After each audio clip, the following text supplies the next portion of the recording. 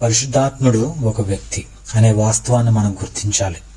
అయినా ఆయనకు మనకున్న లాంటి శరీరం లేదు కనుక ఆయన మానవ వ్యక్తి కాడు. పరిశుద్ధాత్ముడు ఒక వ్యక్తి మాత్రమే కాక ఆయన ఒక దైవికమైన వ్యక్తి అని మనము నమ్మాలి. పరిశుద్ధాత్ముడు తండ్రి కుమారులతో సమానమైన సర్వశక్తిమంతుడైన దేవుడు. పరిశుద్ధాత్ముని దైవత్వం, the deity of the Holy Spirit. పరిశుద్ధాత్ముడు దైవికమైన వాడిని మనం ఎందుకు నమ్మాలి అంటే పరిశుద్ధాత్మునికి దైవ లక్షణాలు ఉన్నాయి. బైబిల్ ప్రకారము హీబ్రూ రాసిన పత్రిక 9:14 వచనం ప్రకారము శాశ్వతమైన వాడు, నిత్యుడగు ఆత్మ ద్వారా తన్ను తాను దేవునికి నిర్దోషినిగా అర్పించుకున్న క్రీస్తు యొక్క రక్తము నిర్జీవ క్రియలను విడిచి జీవం గల దేవుని సేవించుటకు మీ మనస్సాక్షిని ఎంతో ఎక్కువగా శుద్ధి చెయ్యను. అలాగే ఆయనకున్న మరొక లక్షణము సర్వంతర్యామి. కీర్తన 139 ప్రకారము 7-10 వచనం ప్రకారం నీ ఆత్మ యొద్ద నుండి నేను ఎక్కడికి పోవుదును అని ఉంటుంది. అలాగే మరొక లక్షణము సర్వశక్తిమంతుడు. లోకాసువార్త 1:35 వచనం ప్రకారం పరిశుద్ధులైన శిశువుగా గర్భధారణకు పరిశుద్ధ ఆత్మకు శక్తి కారణమైంది.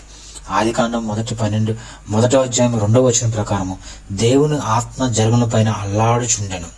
అలాగే యోబు 26:13 ప్రకారం ఆయన ఊపిరి విడవగా ఆకాశ విశాలములకు అందము వచ్చును. అలాగే మరొక దైవత్వము సర్వజ్ఞుడు. 1 కొరింథీయులు 2:10 వచనం ప్రకారం పరిశుద్ధత గలవాడు, సత్యము గలవాడు, దయాళుడు.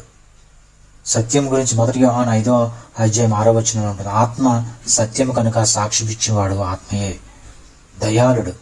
నెహెమ్యా గ్రంథం 9:20 వచనం ప్రకారం వారికి బోధించుటకు నీ ఉపకారాత్మను దయచేసిది.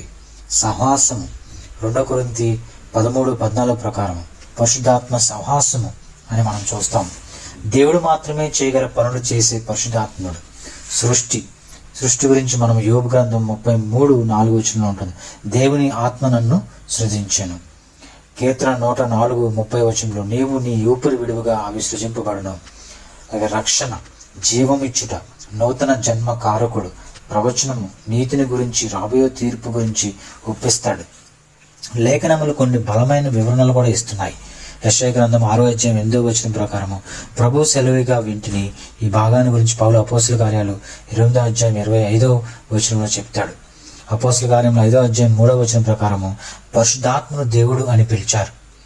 పరిశుద్ధాత్మను మోసపుచ్చుటకు సాతాను ఎందుకు నీ హృదయం ప్రేరేపించను? నీవు మనుషులతో కాదు దేవునితోనే అబద్ధం ఆడతివి అని అన్నాడు పేతురు. అలాగే పరిశుద్ధాత్ముడు తండ్రికి వేరుగా ప్రత్యేకంగా ఉన్నాడు. Holy Spirit is distinct from the Father. అది మనం ఈ వచనాల్లో చూడొచ్చు.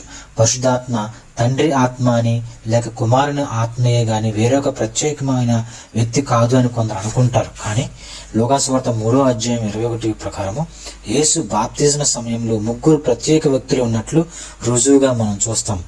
నీవు నా ప్రియ కుమారుడవు, నీ యందు నేను ఆనందించుచున్నానని తండ్రి అయిన దేవుడు చెప్పినట్టుగా మనం వింటాము. అలాగే కుమారుడైన దేవుడు బాప్తిజం ఇచ్చి యోహాను ద్వారా యోర్దాను నదిలో బాప్తిజం పొందుతాడు. అదే సమయంలో పరిశుద్ధాత్మ దేవుడు శరీరాకారంతో పావురం వలె దిగి వచ్చాడు. మత్తయి సువార్త 28:39 ప్రకారం బాప్తిజ సూత్రం 3 వ్యక్తుల మధ్య స్పష్టమైన ప్రత్యేకతను చూపుతుంది. పరిశుద్ధాత్ముడు తండ్రికి కుమారునికి బద్ధుడు. The subordination of the Spirit of the Father and the sun.